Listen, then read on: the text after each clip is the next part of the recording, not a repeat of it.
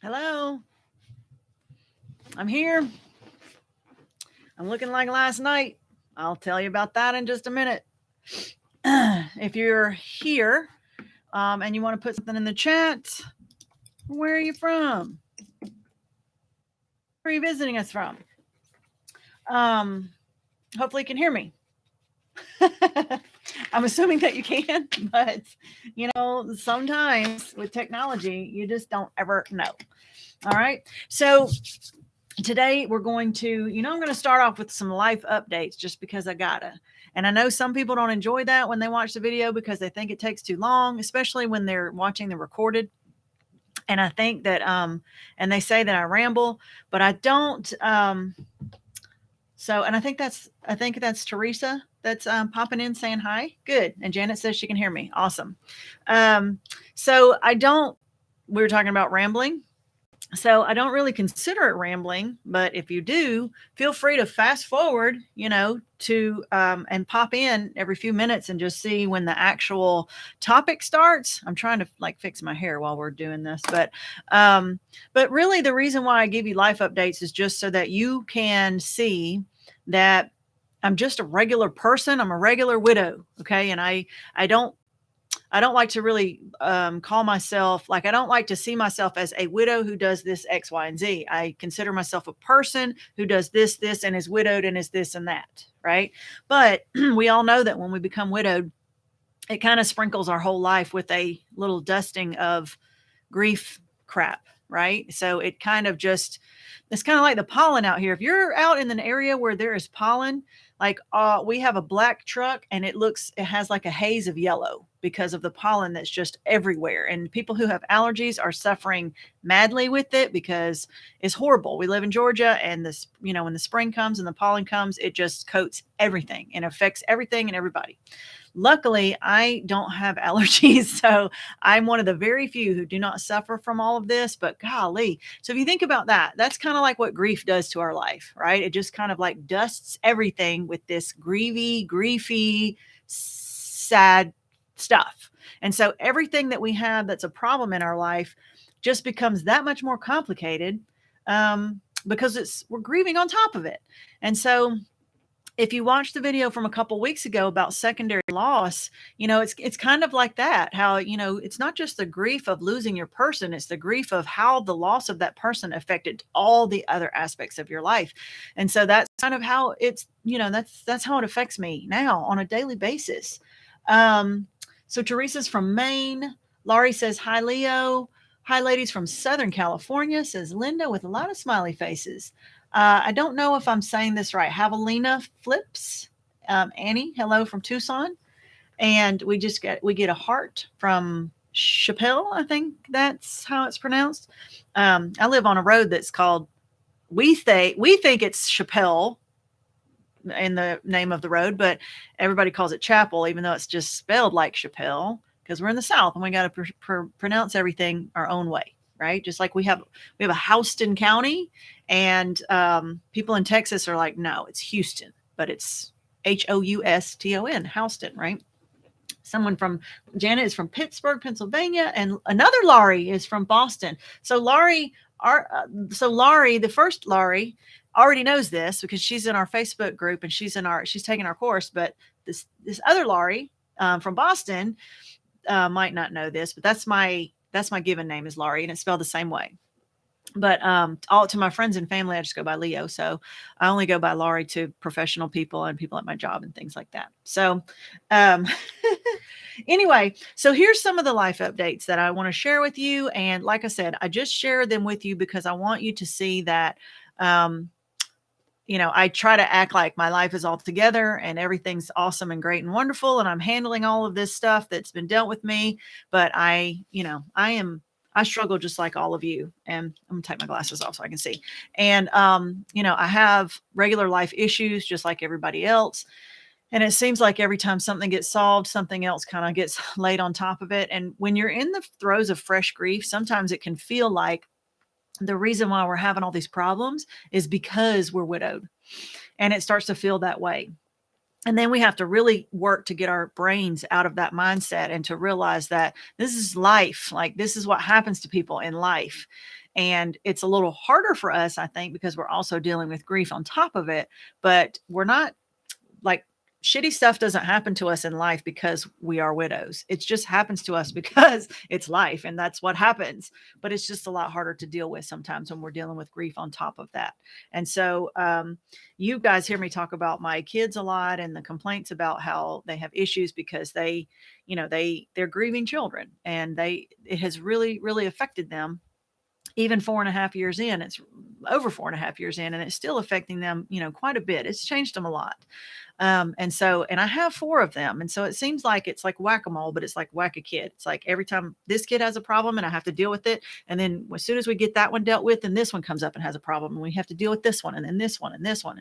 I always pray that if one of them's having a huge issue, it's only one at a time, because I have to like allocate all of my attention and resources to helping this one kid. And then we get that kind of under control, put that fire out, and then the other one comes up. So I always pray, like, please don't let 3 or 4 of them have major life malfunctions at the same time, because I don't know if I can handle that. But right now, and I'm knocking on wood, they all kind of seem to be in a good place, for the most part. For the most part, right?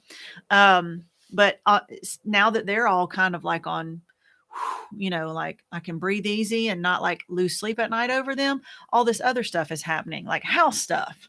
So my oldest one, I don't talk about her all that much. We don't have as close of a relationship anymore because she's going through a lot of changes in her life. She's 24. She's a mom.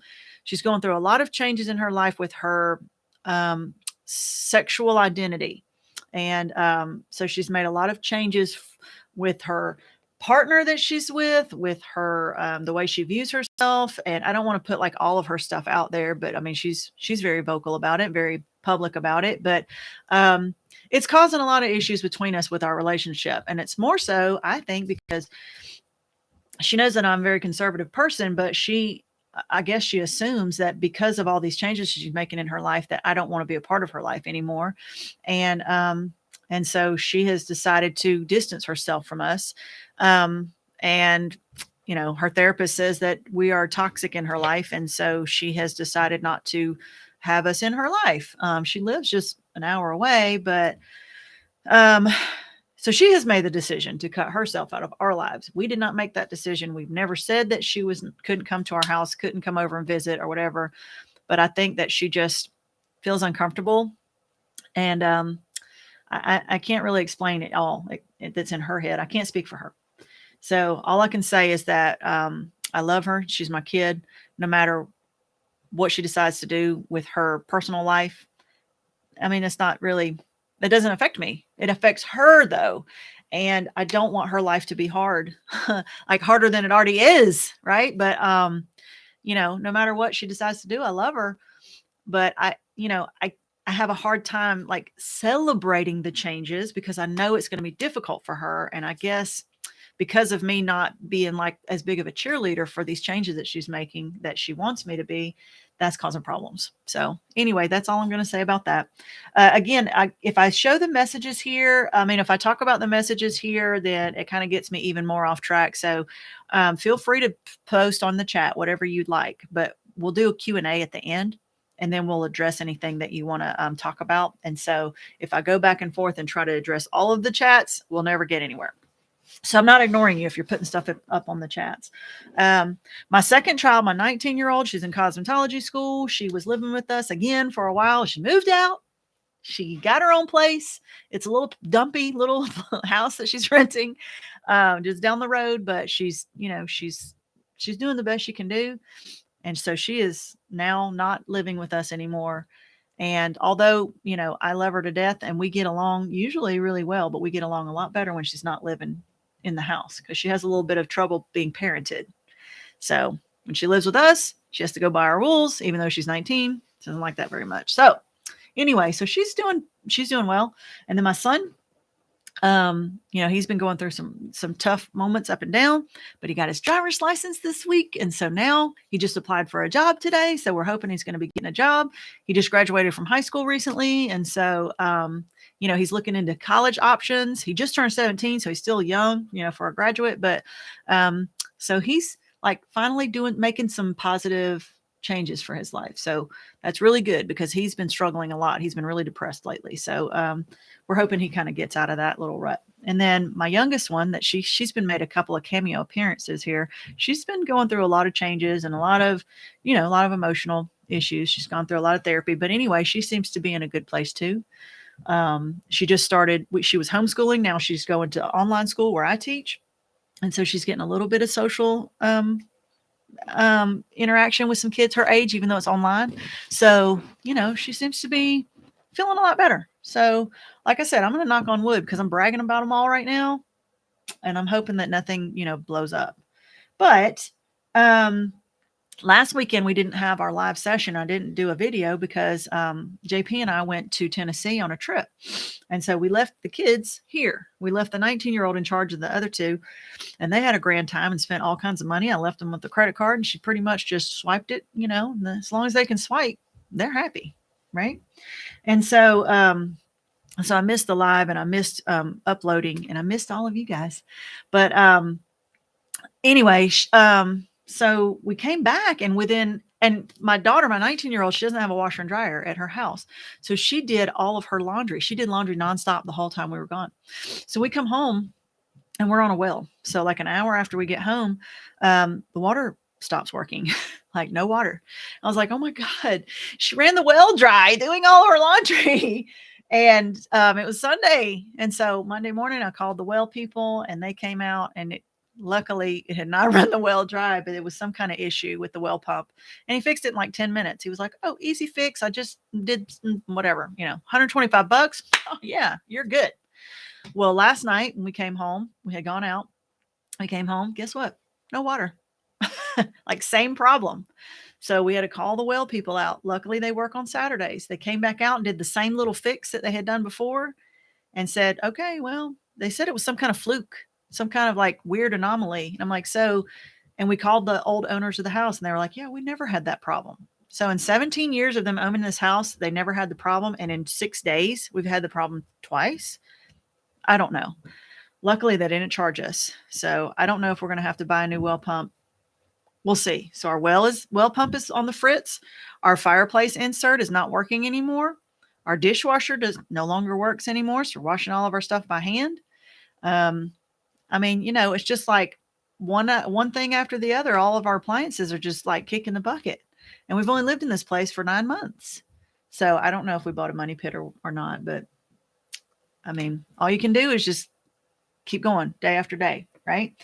And then last week during the day, like my internet went out, and I work on the internet. Like that's my job. I teach online. And so the internet went out, and I thought it was a power outage, and it wasn't. And I called AT&T, and they're like, yeah, your internet's out. It's like a widespread outage in your area. So the whole day, no internet. So I didn't work that day. And then right before we go live today, my power starts to flicker off and on. And when the power goes out, the internet goes out because the modem goes out. So if I freeze up and something happens and my power flicks out again, hang tight, I'll be back. But if that does happen, I don't know if it's because we live in the woods, out in the country. I'm not sure. But these are the kind of, this is the kind of BS that happens on a regular. When you're grieving and you're in fresh grief, you tend to take that and say, now what? Like not only am I a widow, but I'm dealing with this and this and this and this and this. But all these things that are happening is not because I'm a widow. The kid stuff is, but like all this other stuff is, like I said, it's the stuff. It's life that just happens. And, but being a widow and grieving on top of it just kind of adds that extra little flavor to it. And sometimes it can get you down because you feel like you're getting beat down. And then as soon as you try to get back up, you're getting beat down again by something else. You're like, golly, do I ever catch a break? I feel tired a lot because of that. And so that's the reason why I look like last night, as I said, because I could not get up and take a shower this morning because I had no water. And so we went out and we had a good time, just me and JP. And then my daughter met us there and we did karaoke. We love doing karaoke. And Went to a new place, stayed up way too late, and got up this morning to no water. So I'm like trying to, make myself look better than I could. But this is last night, right? Um, so I have a few little notes here so I don't try to get too much off track. So again, when we were talking about our problems, like we talk about having our problems that are, everybody has problems in life. And so it kind of, it's like depends on your point of view on how you deal with it. You could look at yourself as a victim and, you could say, well, I'm a widow. And so, of course, my life sucks and all these things are happening and look at what's happening. And then, you become that person that we kind of talked about last time, the martyr who tries to outdo everybody with their, oh yeah, well, you have a problem. Well, I have a problem that's twice as bad as yours. And so it tends to push people away when we become the victim and the martyr, and we want to try to outdo everybody with our problems all the time. So we want to try not to be that way. We want to try to be like, let's look at things in a different way, in a more healthy perspective.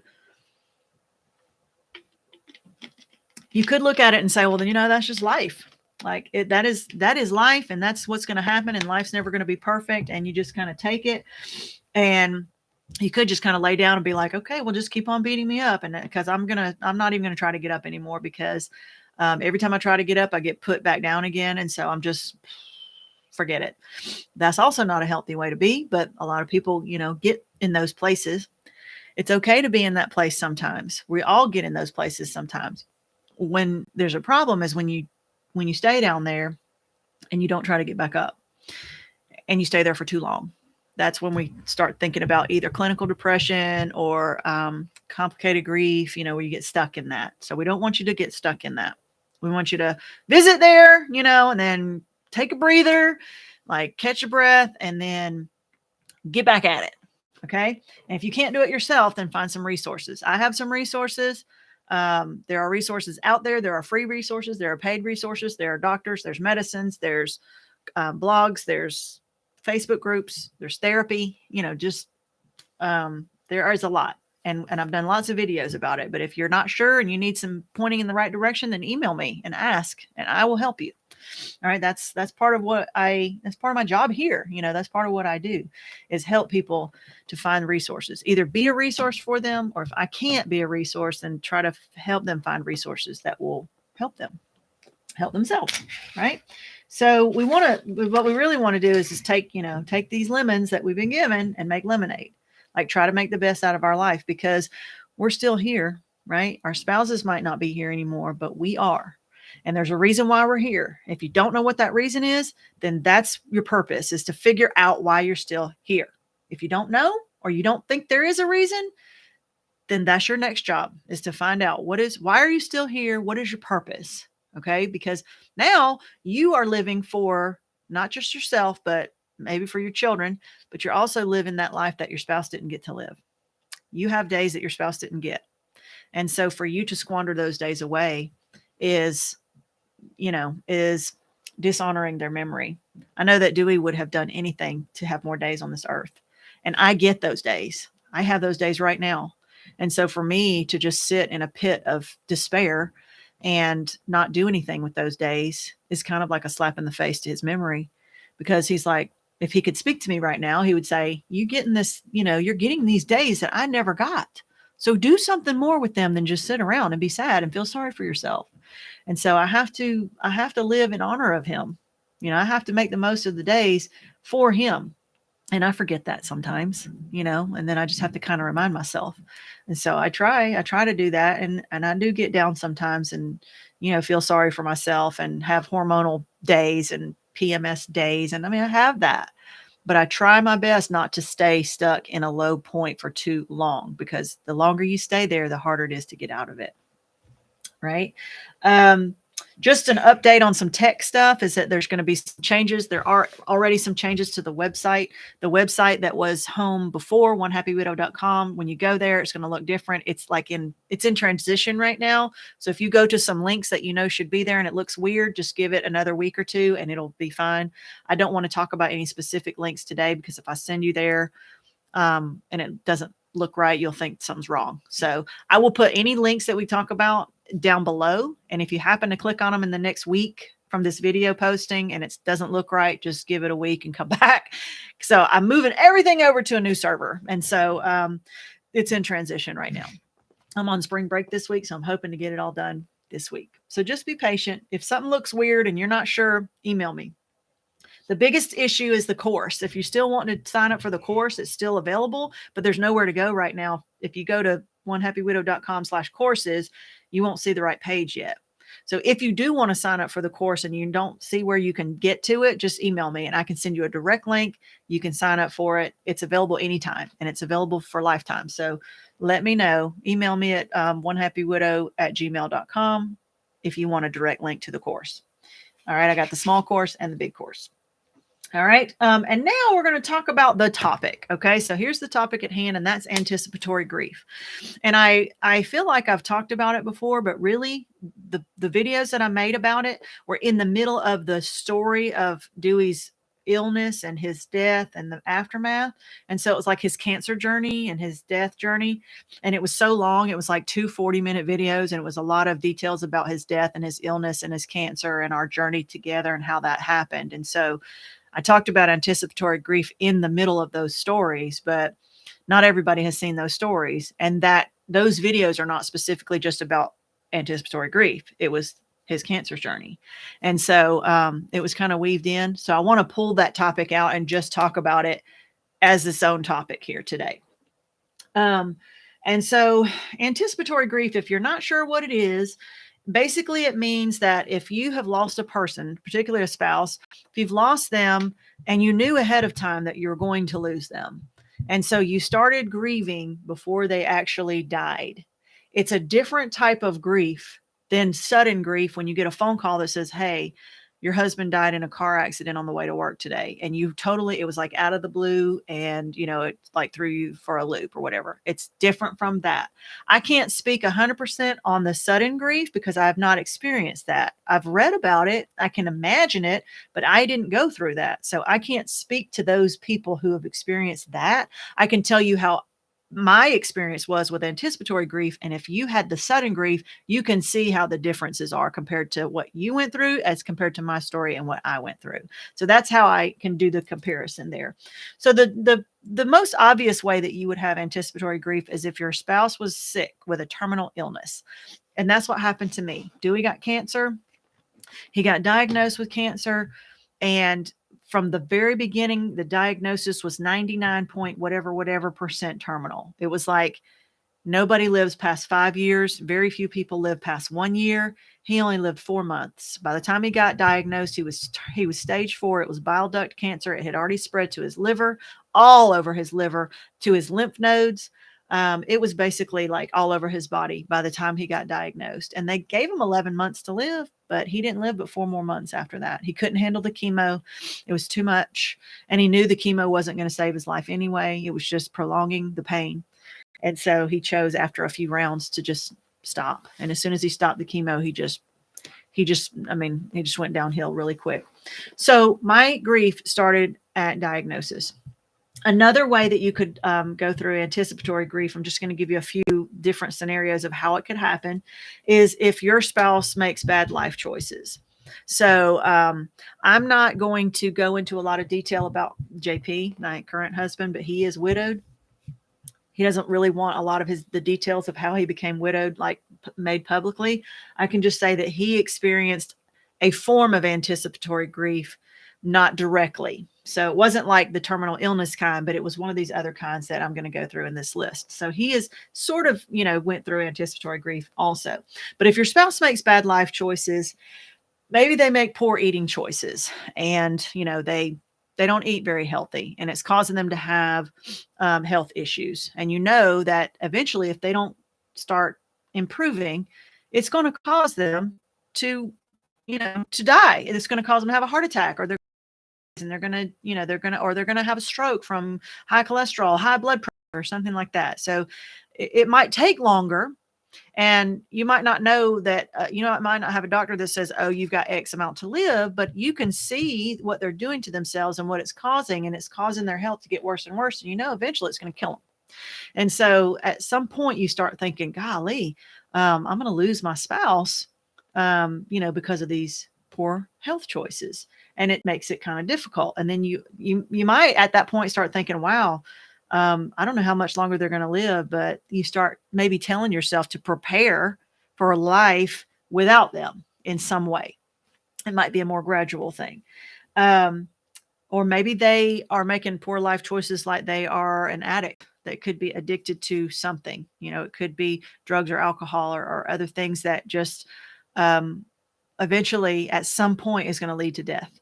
And so you don't know when, you don't know how long, but you know that it can't go on. And you know that if it doesn't stop or slow down or the tide changes, that eventually it's going to kill them.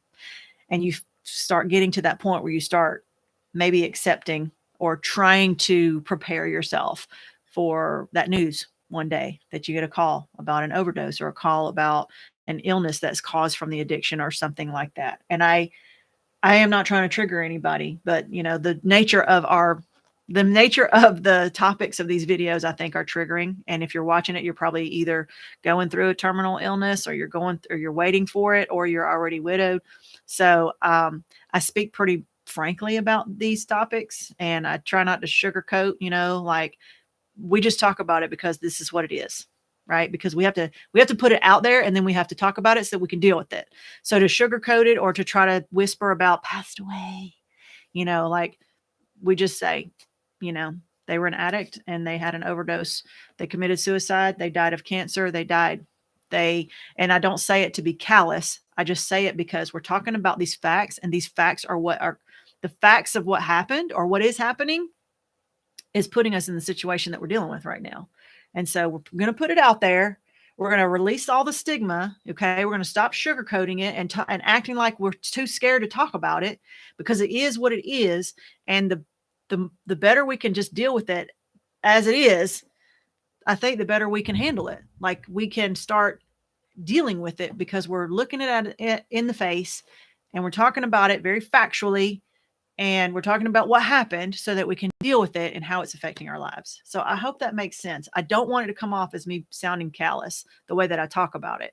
I've been through it. You know what I mean? Like, I don't want to say, well, when my husband passed, when he um, passed away, or whatever, like when my husband died, this is what happened, because he died. Like, it's painful, but like, let's just talk about it like it is. Right. And then we can put it out there and we can deal with it.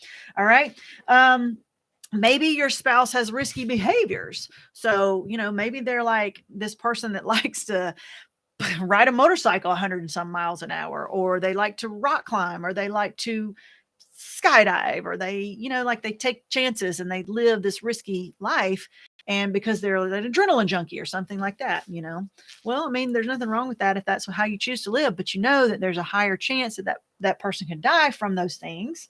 Like a lot of times you can't even get life insurance, or your life insurance might not pay when you have those risky behaviors, or you have a risky job, that's like real dangerous.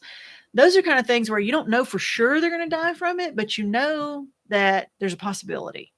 And so you might start to, think about in your mind, like, wow, what if they do such and such and it kills them? And you start maybe preparing yourself mentally for something like that. So that could be anticipatory grief. And then, like I said, there's dangerous jobs. Maybe your husband or wife is in the military. Dewey was in the military. And so I always knew, like when he went to Iraq, I knew there was a possibility he wouldn't come back. So when he left, I knew that last time that I saw him before he got on that bus might have been the last time I ever saw him. And so while he's over there, I'm already trying to prepare myself for, what if he gets killed over there and he doesn't come home? How would I live? And it's a little bit different. The what if is different from like, yes, they're dying. It's just, when is that going to happen? It's a little bit different, right? The anticipatory grief is like, it's a what if situation rather than this is definitely going to happen. How long is it going to take? But it's the same kind of process in your mind. You're getting used to, you're trying to prepare yourself, even though you can't, you're trying to prepare yourself for that impending action, for if they die. It's not like, for some people it's if they die, and for other people it's when they die. And so that's a little bit of a difference, but it's still anticipatory grief. Maybe they're a policeman. Policemen these days that's a dangerous job to have. So maybe they're in a job that puts them at a higher risk of being killed in the line of duty. And so that could cause you to have some level of anticipatory grief. And there could be genetics. So it could just be like bad hearts just running my dad's side of the family, like heart disease runs in that side of the family. And it's maybe exacerbated by bad food choices and things like that. But like almost everybody in my family dies of a heart attack, depending on when, but it's like, or there's a lot of people in Dewey's side of the family, my kids and up on, that a lot of people on his side of the family died of cancer. Cancer just runs rampant in his family. His dad died of cancer. His grandma died of cancer. He died of cancer. His great grandmother died of cancer. Like everybody but his mom died of cancer. So even his stepdad died of cancer. I know that's not genetic, but like, dang, like everybody on that side got cancer. And so that can lead to, some anticipatory grief. Like, wow, if it runs in your family and it's higher chance of that happening, then you have to mentally prepare yourself. And something else that I just thought about that's not on my list, but something that I deal with. And if you're widowed and you've remarried or you're in a new relationship, I think that comes along with anticipatory grief. And I think the reason why is because I know that if we stay married long enough, one of us is going to die. And so that's more of when you're married the first time or you're before you're widowed, let's put it that way. You always know that like there's a possibility one of you could die. Or if you stay married long enough, one of you is going to be widowed because one's going to die and the other's going to live of something. But it's more of an abstract idea. It's like, yeah, one day one of us is going to die. Just like your own death. It's kind of like, yeah, one day I'm going to die, but you just don't dwell on it all the time. So, but now that I'm remarried, it's so much more acutely real that one of us is going to die. And JP is 7 years older than me. And he's a man. So men, their life expectancy is not as long as women's, and he's already 7 years ahead of me. And so barring some accident, I'm not saying like for sure that's going to happen, but the chances are I'm going to be widowed again at some point. I'm hoping it's like 20, 30 years down the road, but I don't know. And so it's really hard for me not to live in a constant state of anticipatory grief, waiting for that to happen. And like, on the one hand, it makes me appreciate having him there because I know I need to make the most of every day. But on the other hand, it makes me really sad because I look and I think, one day it's either going to be me or him. But I try not to, but I think it just puts me in a constant state of anticipatory grief a little bit. Even though he's not terminally ill, he doesn't have any like really bad health problems. He's in pretty good health. But, just knowing that it's not just an abstract possibility, that it's like, it's going to happen to one of us. And I feel that a lot more acutely because it's already happening one time. So I think that's a little form of anticipatory grief. And it starts to kind of take over my thought process sometimes. And I have to just put it out of my mind and say, stop thinking about that. Okay. Because yeah, it's going to happen, but like, let's not dwell on it every single day because then it will taint the rest of your experiences with him. And we don't want that to happen. All right. So like I said, I will talk about my situation now with the terminal illness. So when Dewey got diagnosed, it was 100% terminal. And so it became like at that moment at diagnosis, I started to grieve. And so, you can't ever prepare yourself, for what it's going to be like when they die.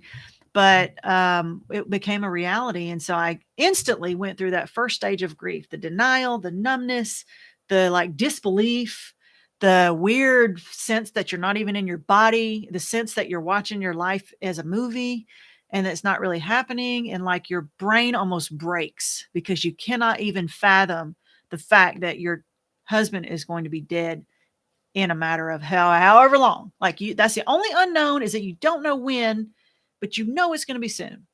And it's about to happen. And you start thinking about all the things you can think about how it's going to go. And you don't know how it's going to go, but you play it all out in your mind. And so your grief starts right then. All right. You can never fully prepare, but you do start thinking about it and you do start going through a grieving process. You're grieving their loss because they are about to be gone. And you're trying to like make the most of the days that you have, but at the same time, it's covered with this grief that that those days are numbered and limited. And so it's really hard to make the best of this time because you're so sad about the fact that you don't have that much time left.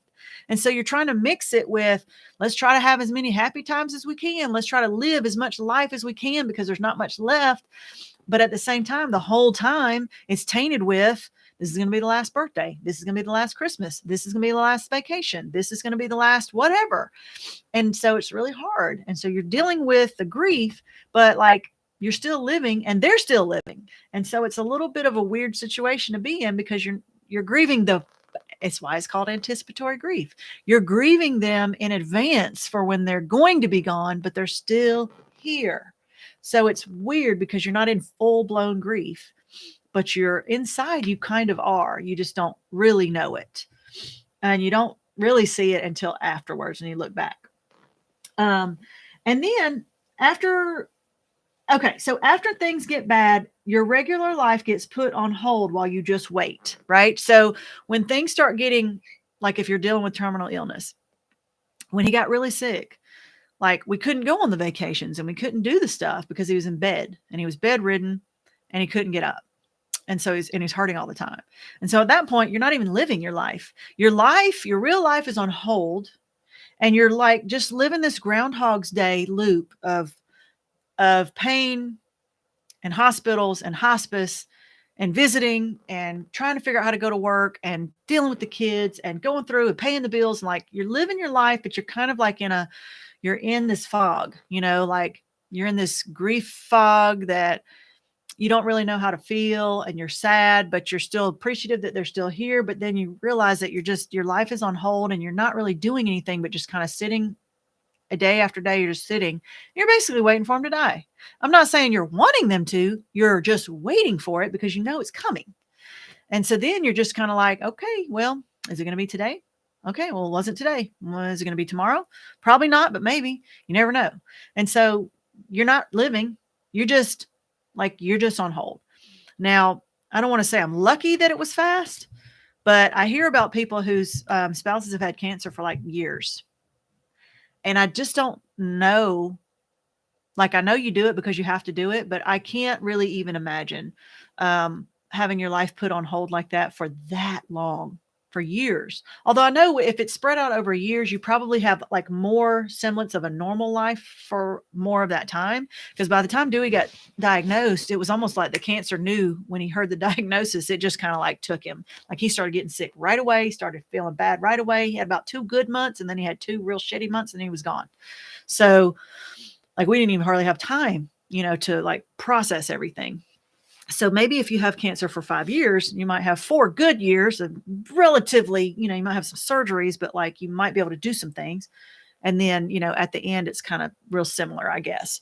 But still, I feel like, your life is on hold and that's torturous.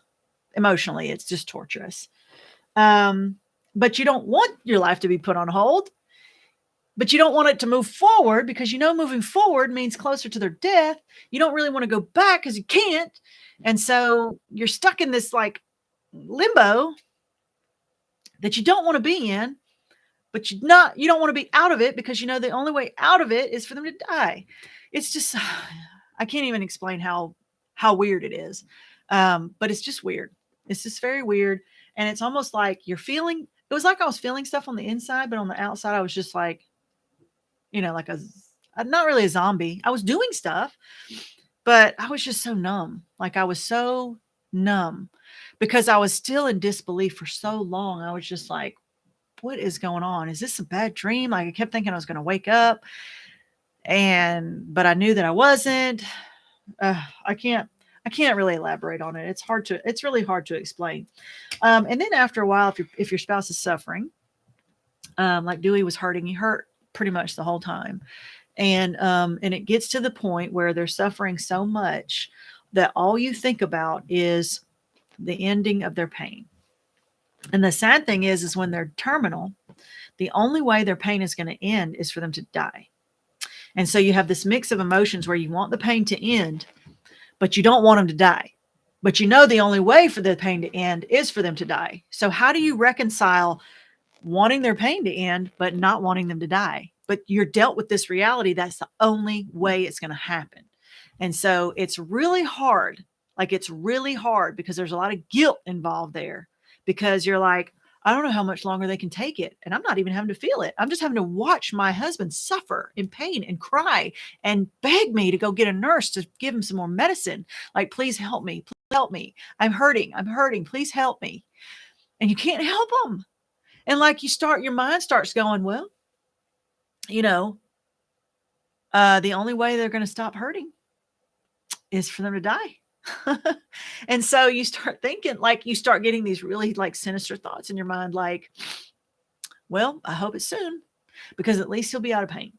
And then you start like berating yourself. You're like, how dare you? How dare you think about that? How dare you say, that you hope that your husband dies soon, but then the other part of you says, well, at least, when he's gone, that he won't be feeling the pain anymore. Like that is torturous emotions.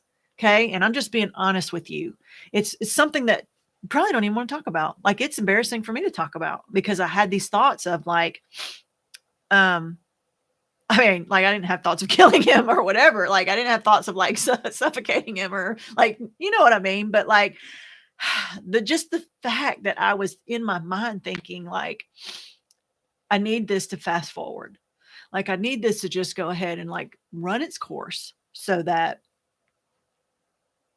we can't sit here like this and just deal with his pain.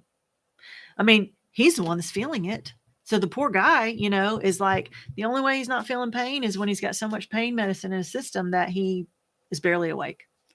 So, and I knew like when he had at-home hospice, and when he told me, he asked me, he said, do you think if I go to a hospice center that they'll be able to give me better medicine so that I won't hurt as much? Because, we had nurses coming in and every time the nurse came in, he's like, oh, thank God you're here. I'm hurting so bad. I need more medicine. Please, can you give me more medicine? Like he just sit around and wait for the nurse to come so he could ask for more medicine. And the nurse is like, I can only give you whatever I'm supposed to give you.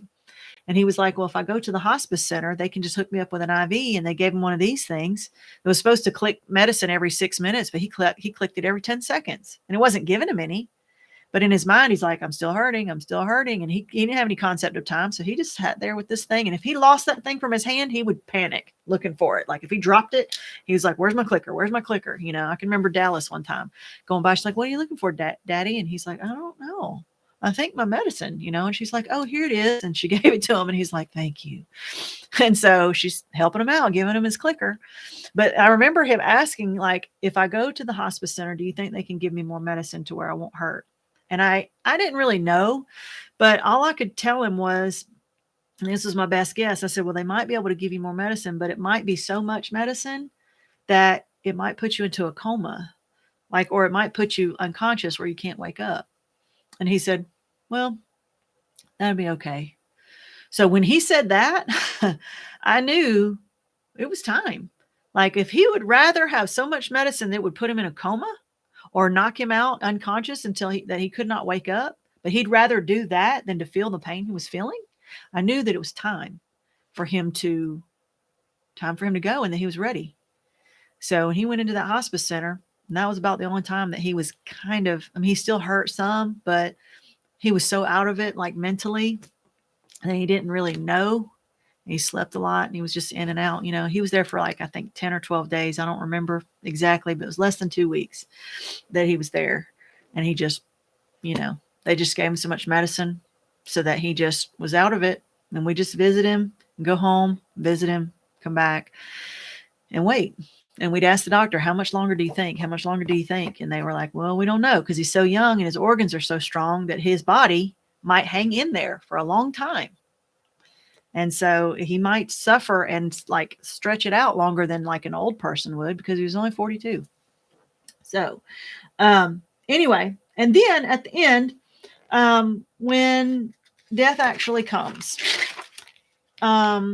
this is where I had such a hard time, because when he died, like, I thought, you hear about when people's spouses die and they just, oh my God, I'll never, they crumple down into a heap and they fall and they, like the big outpouring of emotion and all that stuff. And that just did not happen for me. Like, I was crying, but my kids and I we were driving around, like out in the country. I was just trying to get them out of the house, get them off like, we're just sitting around waiting for their dad to die. So who wants to sit around and watch him at the hospice? Who wants to sit at home and think about it? So I'm like, let's go for a ride. We went out in the country, and when you're out in the country, you don't always have a good signal.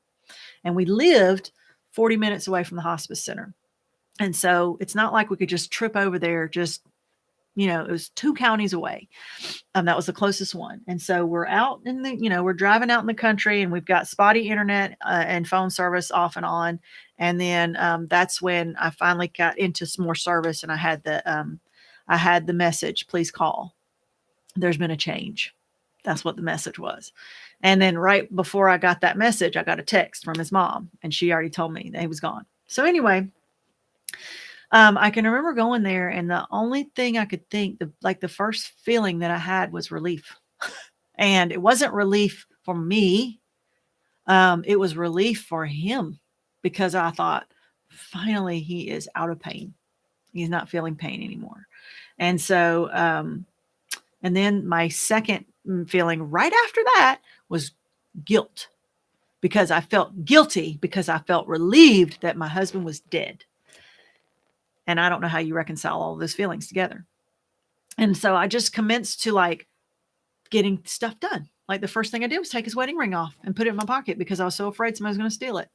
And then the ladies, by the time we got there, he'd already been gone for 4 hours, because, long story, but if you watch that video about his cancer journey, you'll see why. But his mom knew he was about to die and decided not to tell anybody or me. And so she just waited, and she stayed there with him. And after he died, she didn't tell anybody.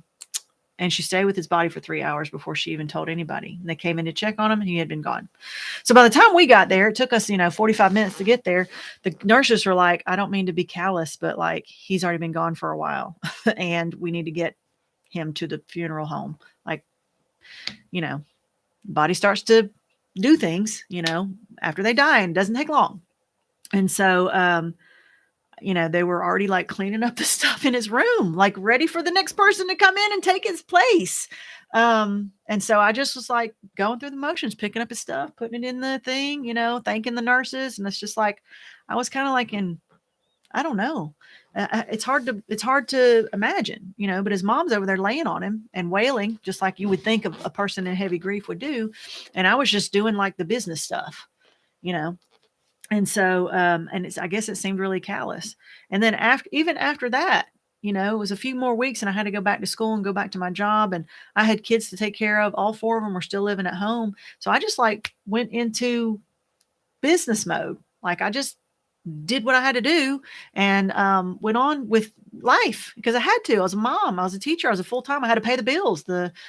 The life insurance that he had didn't come in for months because somebody contested it and it was caught up in court. And so we lost his income for a long time. We lost cars. We almost got evicted. Like, it was harsh.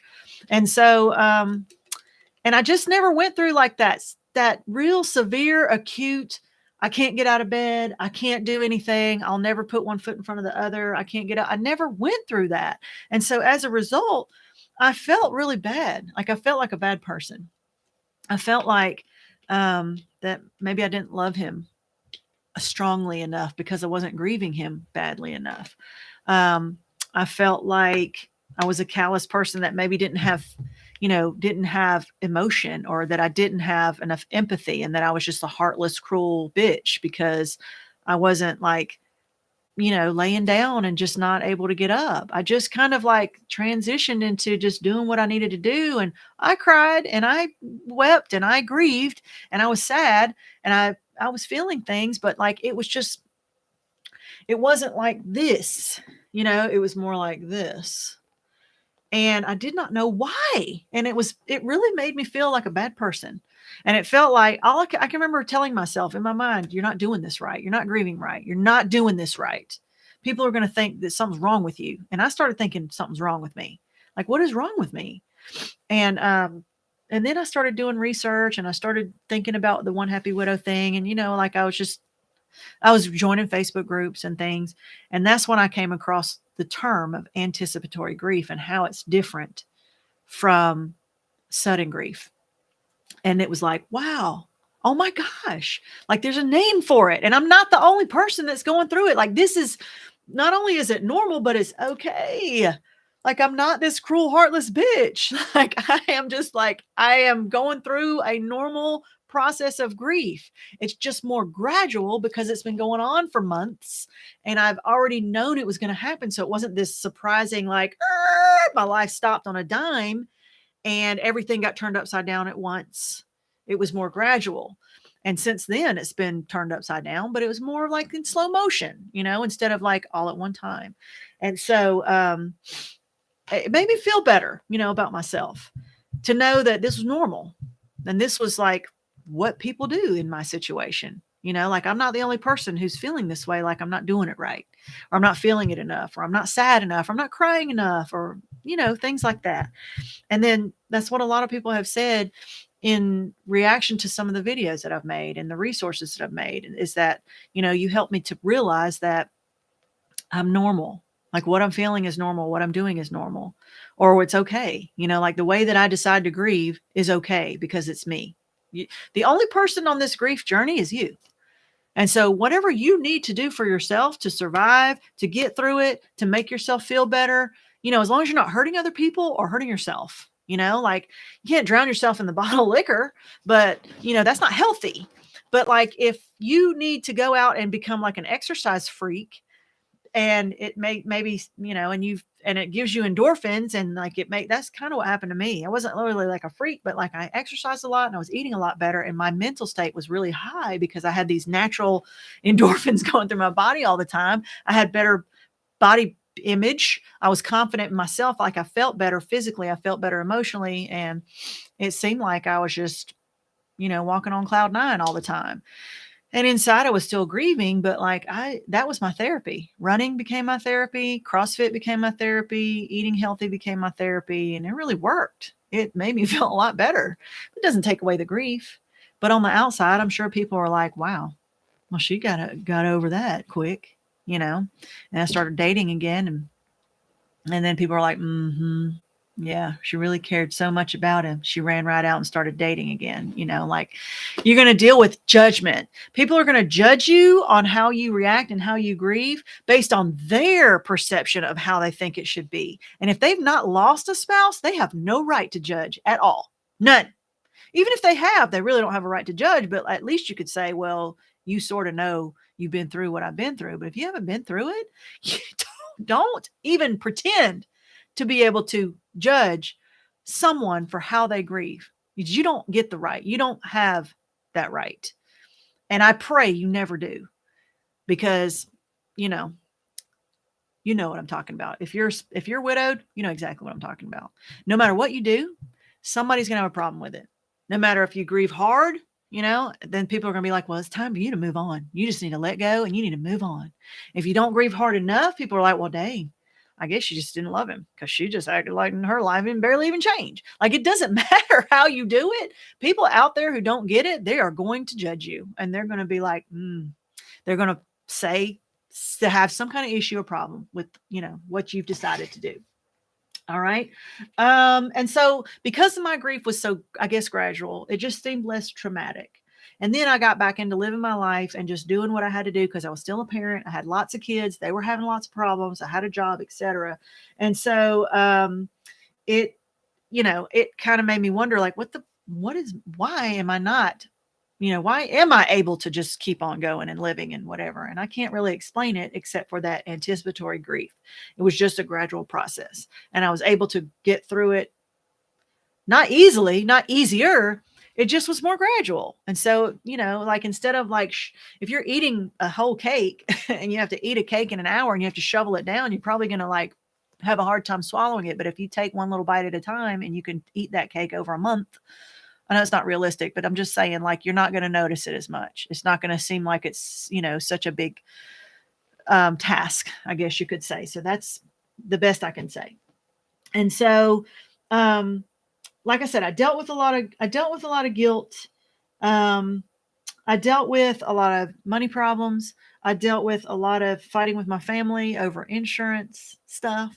It's a really sad story. And I dealt with a lot of issues with my kids. You know, I've always said that raising grieving children is so much harder than just grieving yourself.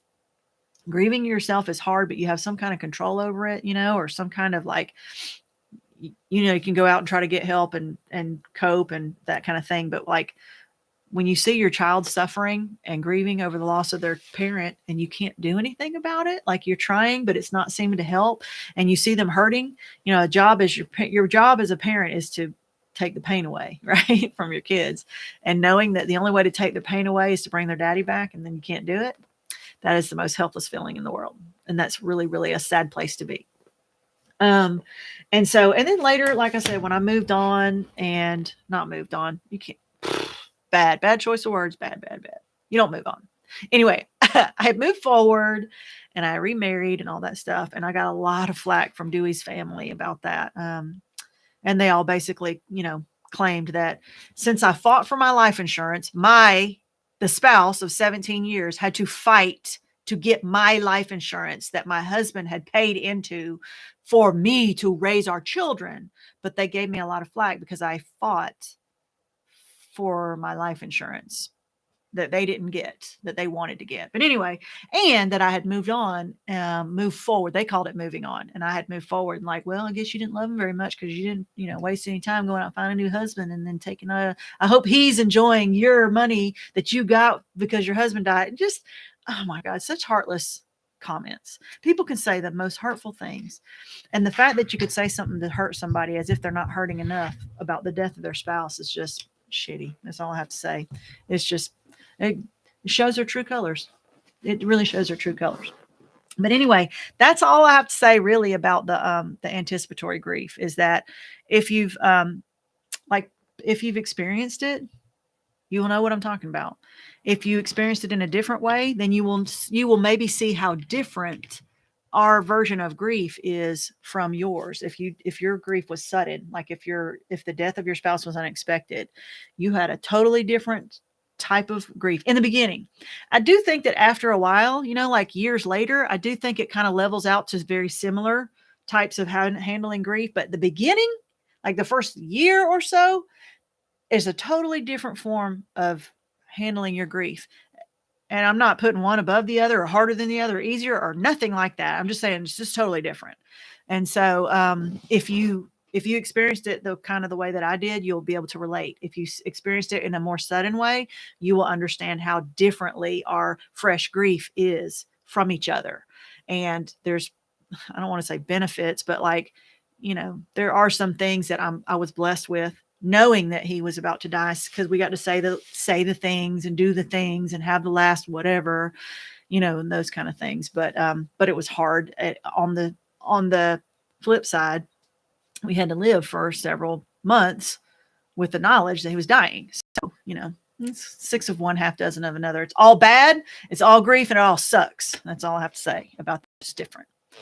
So now I'm going to go back and I'm going to go back a little bit. And so if it's like before this screen here and you still want to say or ask, go ahead and put it again because I don't want to scroll back through the whole chat, but I will go back a few comments and I will cover some things. And if you have questions or you want to make a comment or anything, if you've experienced anticipatory grief and felt weird about it or felt guilty about it, and if this at all made you feel better or more normal, then post that, you know, just let us know, hey, wow, I did feel kind of like what you felt. And it does feel nice to know that it was normal and it was okay.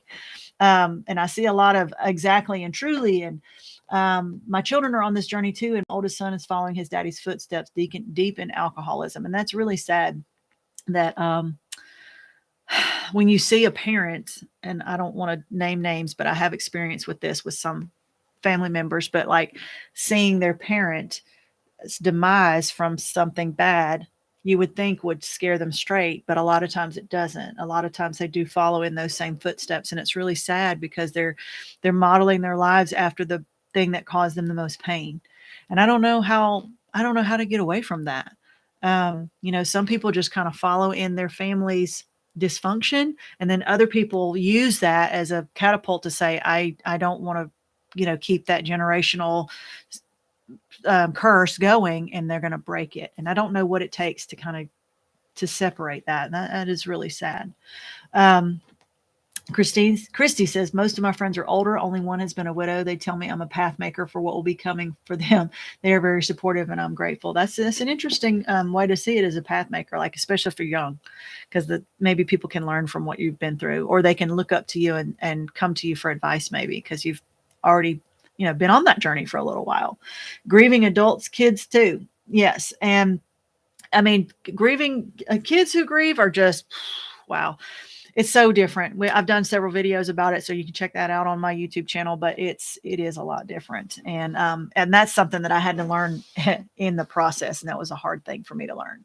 If you are fresh in grief and you have children, don't do like I did. Get them into therapy even before you notice any changes. Like, get them signed up. Oh, my hair. I'm sorry. Get them signed up for therapy ASAP.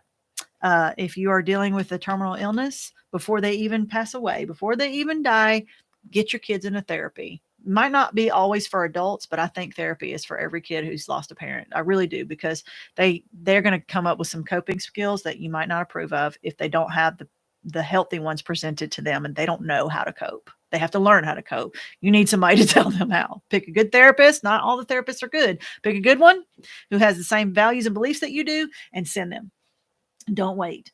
No one understands unless they walk a mile in our shoes. And that is true. Amen. Raising grieving children is hard. It is the hardest thing that I have done as a widow. It's very hard for children to live in the midst of chronic illness. My youngest was 10, so they knew the fear of his death. It makes me sad, but we all learned some good things from the situation. So Barb, I agree. My youngest was 7. She had just turned 7 when her dad died. And she really did not understand. Like, her first Christmas, I found a letter that she wrote to Santa. And she asked Santa for like a pony and a puppy and her daddy back. And then she said, and not my sick daddy, but the real daddy, like we know him, or something. I can't remember exactly how she worded it, but basically she was asking Santa to bring her daddy back, and not the sick one, but the healthy one. And like, it just made me so sad to think that, like, she was asking for something and really believing that if she was really good, that Santa would bring her daddy back, like as if it was a possibility. And that's really sad to know that she's sitting there hoping and praying and hoping and asking and hoping for something that's just not possible. And I found out years later, like when my son was 16, I found out that in the very beginning, when he was 12 and he found out that his dad was sick, that he got on his knees and begged for God, God, please heal my dad. Please heal my dad and don't let him die. And, he had a terminal illness, but we didn't tell the kids how serious it was. But like, he had a big problem with God for a while, because he prayed and begged and prayed for God to heal his dad, and he didn't do it. And so it took him a little while, took him a couple years, to reconcile with that. Wow, Melinda, my mother-in-law will be upset that there will not be a body to cry over, and there will be no funeral. The good thing is that my 2 stepchildren are on board with the decisions I make. And you know what? If you're the spouse, you get to make the decisions, and people will try to make you feel guilty for what you do, because they want you to do what they want for funerals and final arrangements and things like that. But I will tell you this, I wish somebody had told me this before, but stand your ground. You have the right to do what you know is best for yourself, for your spouse, what they would have wanted, and what's best for your family. You are the spouse, and you get to decide. Stand your ground, and don't let people push you around, push you over, because they're going to. Everybody's going to want you to do things they want. And it got really ugly for us. My husband's family stopped speaking to us at the funeral. I haven't heard from none of them except maybe 2 or 3. And he comes from a huge family. Jonice, that unfortunately is all too common. I hate that, but it really does change the dynamics of the family. And some people are really lucky, and like their husband's side of the family just continues to treat them like they are their blood relatives, even if they're not. But a lot of the times it does not happen that way. And it all sucks. You're right. It's been 6 years and none of my in-laws have reached out to my children. And that's really sad, especially with the kids. And like I said, it's all too common. Yes, ma'am. Truth. Haven't heard from his brothers or sisters. Yep. Totally normal. It's sad, but normal. I knew my husband was terminal, but it also happened suddenly because it wasn't cancer, etc.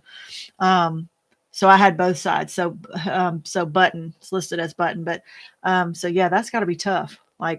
Um, as a mix, you kind of knew it was coming, but you didn't realize it was coming so soon. So yeah, you had like a mix of both of them. So that is doubly tough. Thanks for the stream. Exact feelings. I'm sorry for your mother-in-law put you through so much pain. I'm blessed that Tom's family has been very supportive and loving towards me. So Laurie, you are one of the few luckies, and I am so happy for you because it's not common enough for families to, continue to love on their people, the surviving people. Yes, his boys came to say goodbye, but didn't come to the memorial. Dewey's brother found out he was sick and only lived an hour and a half away and never came to visit him. Never. And then didn't come to the funeral and didn't come to see him when he was sick. And I still don't even know why. His only one brother. I'm 66 and they're in their 70s and 80s. So, yeah, that's, I don't know. Age plays a big role in the differences in how things go. And but you know what? It doesn't matter how old we are. And when I was younger, before I became a widow, I used to think that old people who got widowed were like, well, they're old. I mean, what do they expect? Like, of course they're going to be widowed because that's what happens when you get old. So you don't think about their feelings. You just think about like it's expected because you're like, well, how long do you think they're going to live? And now that I'm older and I've been around some other widows and people, it doesn't matter how old you are. You still grieve, you still have feelings. You're a person who has feelings in an 80-year-old body, just like I'm a person who has feelings in a 48-year-old body. Like, just because you're older doesn't mean that it's easier to accept when you've lost your spouse. But we tend to think that though, like when you hear about somebody dying and they're 90, you're like, well, they were 90, well, they still died and their family still grieves them. But you do see it in kind of a different way. And it's hard to realize that people are people. It doesn't matter about their age. A person is a person. We're just in a different aged body, but we're all still people on the inside with the same feelings. And so we have to try to remember that no matter what, even if they're younger or they're older. Let's see. It is nice to know that there's no perfect way to grieve. Only your personal way to grieve is the right way. So Jackie, my sister and I and my daughter made a video about the grief police and being grieving the wrong way and having the police come and tell me that's not right. That's not right. That's not right. And we did it as a humorous thing, but it did not go over too well with some people. They did not care for our humor, but I mean, we were trying to make light of the fact that like, no matter what you do, people are going to tell you that's not right. No matter if you go to the grave too many times or not enough times, that there's somebody's going to say it's not right. They're always going to be people who judge you. And we try to make light of it and like make a humorous video out of it. And some people appreciate it, but we lost a lot of subscribers over that video because I guess they didn't like us making fun of the grief. And so it is what it is. No contact sense kind of hurts, but don't think much about it. Sometimes you just got to get it out of your mind. My son is 16, but also autistic. So our journey with grief was different. So Button, my son just turned 17 and he's also on the spectrum. And so his grief was different too, because he feels it. He doesn't know how to express it the same way as neurotypical people. So I'm on board with you on there. Like he's verbal and he's very, very intelligent. He has Asperger's, but the grief part was it was like a higher level of challenge. Let's see. And we got some hearts and we got 2 years out. And of course it's happening at the start of the events in the past 2 years. Accessing help was harder, but he is with a doctor now. So yes, it has been hard with COVID and everything because everything seems to have been put on hold. Lots of strong people here. Prayers to all. I agree. What about relief for yourself? Guilt is a true problem. Yes, it is, because you beat yourself up with it over the guilt. I'm still dealing with the guilt also, even though I knew it would happen eventually. I think it's the hardest part because we are so critical of ourselves. It's really hard because you can't help what pops into your mind, and you really can't help how you feel. All you can help is how you act upon your feelings. But like, you can really beat yourself up because sometimes like I said, when Dewey was like really close to death, and I started thinking, I don't know how much longer I can handle this. I don't know how much longer he can handle this. And my mind started to develop these little thoughts about I kind of wanted to fast forward. Like, can we just get this over with? Can we, I hate to even admit that I had those thoughts, but I did. And you don't want to tell somebody that because then that makes you seem like a really heartless person. But I just wanted his pain to end. And the only way to end his pain is for him to die. And so just the fact that I had those feelings that I was like, I wanted his pain to end. Like at the end, I was like, well, he's not going to live. Like there's no hope that he's going to come back from this. We already know he's going to die. So can we just get there already? And then as soon as I think those thoughts, I'm like, oh my God, how could you dare say that? How could you, how heartless of a woman are you to even have thought that for half a second? And you start beating yourself up, and you sure don't want to tell anybody you thought that, because how awful of a person do you seem like if you admit that you've thought those things just for a second? Yes, on the business mode, my 10-year-old was afraid his dad would not come home from work one day. That encouraged us to tell the children this wouldn't be a sudden death. Oh, I see. Okay. So it was hard for us to figure out. When we told the kids daddy was sick, and then we had to tell him he might die. And then we wondered, like, how long do we go before we tell them that he is for sure going to die? Like that was really hard to figure out how to tell them. Anticipatory grief was so difficult because he was still here. I felt so guilty that I wasn't doing enough. And I think we always feel like we're not going to do enough because we can't save him. And so I don't know what, you don't know how to do it. You're just learning as you go because nobody's there to tell you. I had those thoughts too. He was suffering. I could be so selfish and want him to stay here. Right. Bob's burial was 7 months after his death, and it was on the hill behind our house. None of his nearby family came. The ones that wanted to be here in Canada and couldn't, it was when I could handle it. And so, yeah, that's hard because it's like, we got to do what's best for us. And then we have to deal with the judgment of other people based on what our decisions are. And it's hard to stand up for yourself because people are really good at making you already feel guilty. You can beat your own self up. Then you got other people beating you up and you're like, who's on my side? That's when we find these Facebook groups, like our Facebook group. Come to our Facebook group if you're not already there. It's facebook.com/groups/onehappywidow. Come to the group, join our group, because that's where you're going to find the people who don't judge, who you can say anything, and they will lift you up and support you. They will love on you, and then they will give you ideas of how, what they have done that made them feel better, and maybe help you to think of some things that will help you feel better too.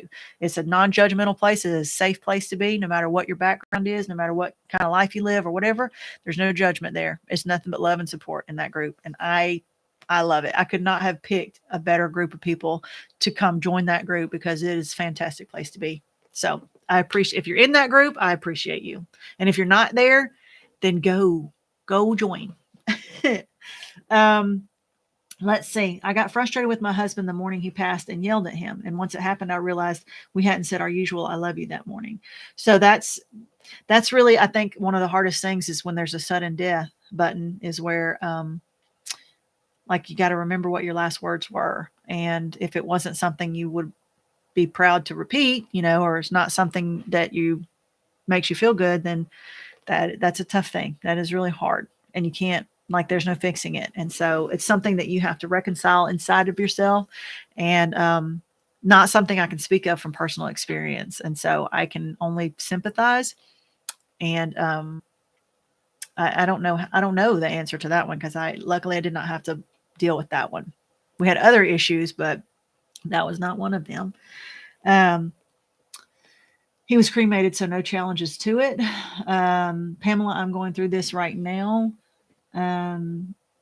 Yes. Okay. So Javelina, I figure with the anticipatory grief and maybe a terminal illness. New to the chat, but does the manner of death matter? Overdose versus long-term illness. So that's kind of what we were talking about with anticipatory grief, is that when it's long-term illness and you know it's coming and you anticipate it, anticipatory grief, it's like the grief is sort of like more gradual, as opposed to when it's a sudden death and you did not know and you had no idea it was coming. It was a real surprise and your life just going, and all of a sudden you hit this brick wall. And then, so in the beginning, that grief is very different. Those two forms of grief, very different. Not one is not better than the other. One is not harder than the other. It's not a competition, but it's definitely two different types.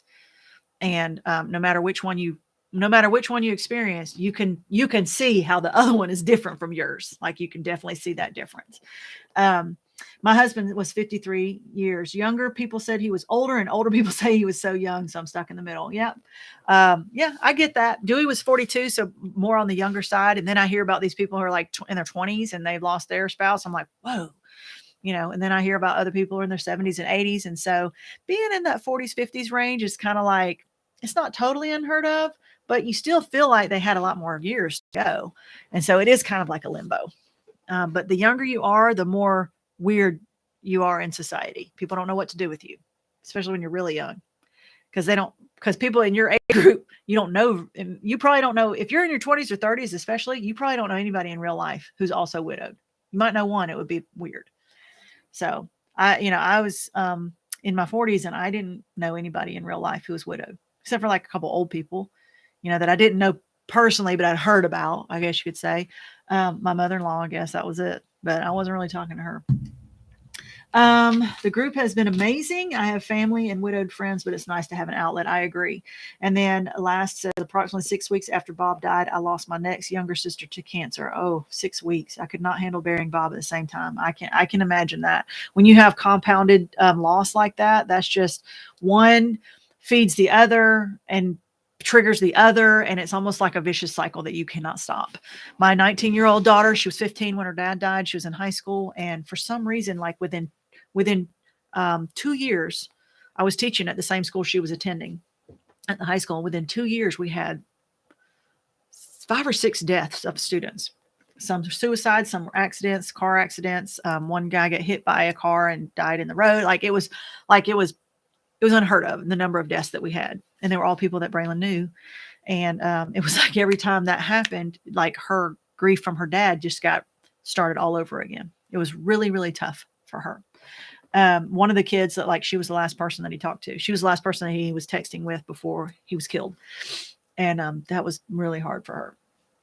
I was thankful that we had set out a plan for what to do. It made the hospital and funeral arrangements much easier. I agree. When Dewey was in hospice, the guy who was going to run the funeral, he pulled me out and he was like, he had a meeting with me and he told me to go to the funeral home and pick out all of his stuff, all of his funeral stuff, his casket and all that stuff. And I was like, he's still alive. Is that appropriate? He was like, well, is there any chance he's going to live? This was like 3 days before he died. He's like, is there any chance he's going to live? And I was like, well, no. He said, well, you're in much better shape right now to make those decisions than you will be after he dies. I can promise you that. And he's like, it's very appropriate. And it is actually recommended that you go do that. And so I went ahead and did it, and I felt terrible. But I realize now that if I had tried to do it after he had died, it would have been 10 times harder and worse. And people would have been up my butt trying to tell me and, put their 2 cents in. And I'm so glad that I did, but I didn't tell anybody I was doing it because I was ashamed. I didn't want them to think, well, golly, he's not even dead. She's already planning out his funeral. She's already picking out his casket and he's still living. How much judgment would I have gotten for that? But I'm glad that I did it. It did help. So let's see. We knew my sister was dying and out-of-state family wanted to have the funerals together and I couldn't. So Christy, I totally get that. So you had to wait. So you decided to wait and do it when you were ready. And that's totally your right. And a lot of people will try to push their values on you, but you just got to stand your ground. You got to do what's best for yourself. My daddy died 2 months later of cancer. I saw that coming, but my husband's suicide, I did not see it coming. So Melinda, you kind of dealt with 2 different types within a short period of time. So you can sort of see, the difference in how that grief starts. And unfortunately, you had to go through both types almost at the same time. And that is tough. My daughter and I made the arrangements. Making arrangements are, like I said, there was a slight advantage because I did have time to make arrangements a little sooner. But, the end result, they're still dead. So it's not like nobody's luckier than the other. It's just different. My husband had done all the advanced directives and chosen organ donation, and he decided on cremation. It was kind of nice. It's kind of nice when your spouse is able to choose, the things that they want to happen, because at least you can say, well, that's what they wanted. But it's still tough because family's going to come back and try to change their minds, and it's all tough. And Marcia says my daughter was helpful. So, it's good. It's nice when you have family, that can help you. I had a little bit of family help, my mom was there for a little bit. She helped. My sister's been a big help.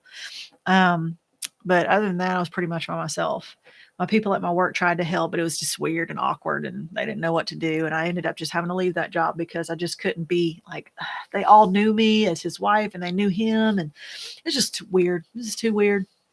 And I needed a fresh start where people didn't know me as the person before. They just knew me as me. And then they found out that I was widowed, but it just wasn't like they didn't have to go through it with me. And so it was a little easier. And now I work from home. So, and I live with another person who's widowed. And so we kind of help each other. So that's kind of nice. Making arrangements. Did that freak anyone out that hadn't ever done it? It's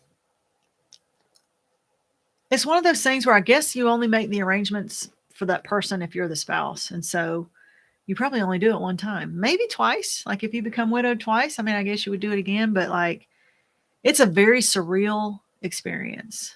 It's almost like I said in the beginning, when you first find out that they're sick and they're dying and you're not really feeling it because you feel like you're in a fog or you're still trying to convince yourself that it's really happening. And so I can remember walking through and looking at all these things and thinking, I'm sitting here picking out like the box that my husband's going to be in that his body's going to be in forever. Like I'm really sitting here picking this out. And on the one hand, it's very important. And on the other hand, it's not important at all. Like you want it to represent them and, to do them justice and all that. And then you're like, and then they're going to put it in the ground and it's going to rot. And you're like, does it really matter? What difference does it make? And of course you can't. And then you start thinking about what other people are going to think. Like if it's not fancy enough, like, oh, she's cutting corners and blah, blah, blah. I had to split life insurance money with two other people, but my section of the life insurance is the only one that the funeral came out of. The funeral came out of my part, did not come out of the other two people's parts. So if I'm paying for it, I get to pick. Plus I'm the wife. So that's doubly reason why I get to pick. But if I'm paying for every bit of this funeral, by golly, I'm going to pick what I want. And I know what he wanted. We had plenty of time to talk about that.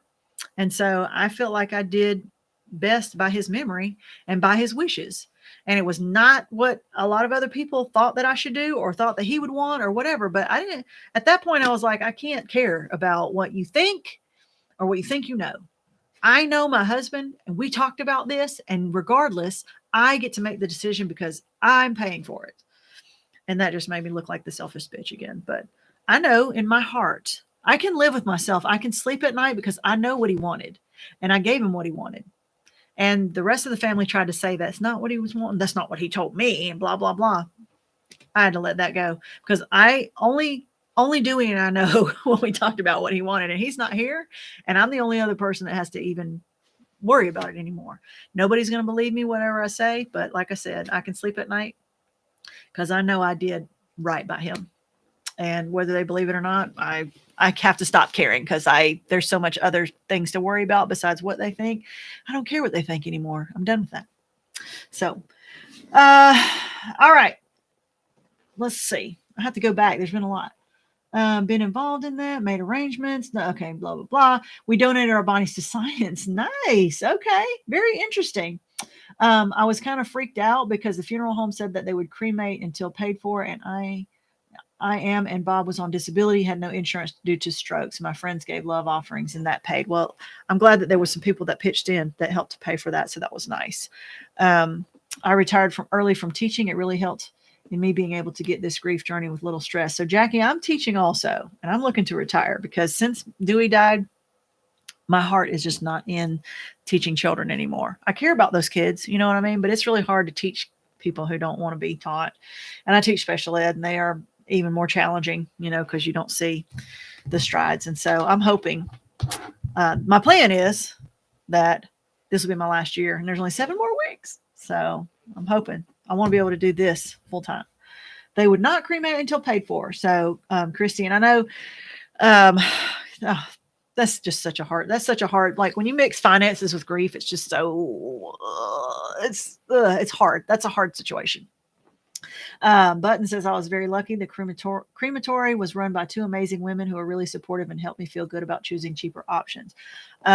Yeah, we have to just not worry about that, because if we worry too much about what other people say, we're grieving already. So let's not make it any worse. Yesterday, when my husband gave verbal agreement to donate his whole body to science, it was so sad. The woman was explaining all that will be done with his body and organs. So that's tough to have to hear it, because it's like bringing your mortality home. And so that is tough. That's tough to deal with. I went to a direct cremation service, so it was only $600, which friends and family helped me cover. Yeah, that was very nice that you had some help with covering that. Bob wanted to be buried out on the hill where the deer stand is. He wanted to go hunting there. Strokes prevented it, but he rests there now. Christy, that's really nice. So he got to be buried in a place where that made him happy, that he loved. So that's all we can hope for. And the fact that you made that happen for him, then you honored his memory for sure. Okay, well, so we talked about anticipatory grief. Hopefully people who watch this video now or later will understand, how different it is from other types of grief. And if you're going through it or have been through it, then hopefully it will make you feel better to know that it's normal. And that if you're not like breaking down, if that grief is not crippling you, like you hear about other people, that it's okay and it's normal. And that's why. And so, just do what you got to do for yourself. And we have to stop worrying about what other people think. It's hard to stop doing that, but it's the most healthy, I think, because people are always going to judge you for the decisions you make. And no matter what you do, somebody out there is going to have a problem with it. And so we just have to stop worrying about that. We got to think about us first and do what's best for us. If you can put your head down and sleep at night and know that you're doing the right thing, then you just have to stop worrying about what everybody else thinks. I know it's easier said than done, but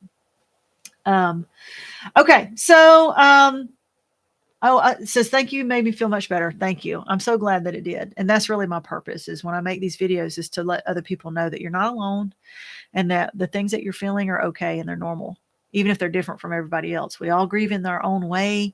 And however it makes the most sense to you, that's okay. As long as you're not hurting yourself, as long as you're not hurting other people, then whatever it is that you need to do, then that's what you do. All right. So we are, every time I do this, I think, it's going to be like 30, 40 minutes and it's not going to go on. And it always goes over an hour, but, I'm a rambler. What can I say? All right. So I'm going to cut this off. And if you're not a member of the group already, go get to be a member of the group, www.facebook.com/groups/OneHappyWidow. Go there, answer all the questions, make sure you put all the information in or you will get declined. There's 3 questions, an email you have to put in, and then you have to click yes that you follow the rules. And that's just so that I can keep the creeps out. It's not, it's to keep you safe. And if you are interested in the course and you can't find the page for the course, email me. I can send you the link to the course. Once I get the website switched over, I'll be able to give you the page for the course and you can go sign up if you want to, but it's still available. It's just, you can't get there because there's no page to get there to. So I can send you that link. All right. That's going to be it. Thank you so much for joining me. I hope this is helping people, because that's really why I'm doing this, is to help others. And so thank you for joining me. I'm planning on doing this, every Saturday, barring vacations and things, but every Saturday, 4:00 until further notice. So you can just kind of check in here like a weekly show, and we'll keep doing that.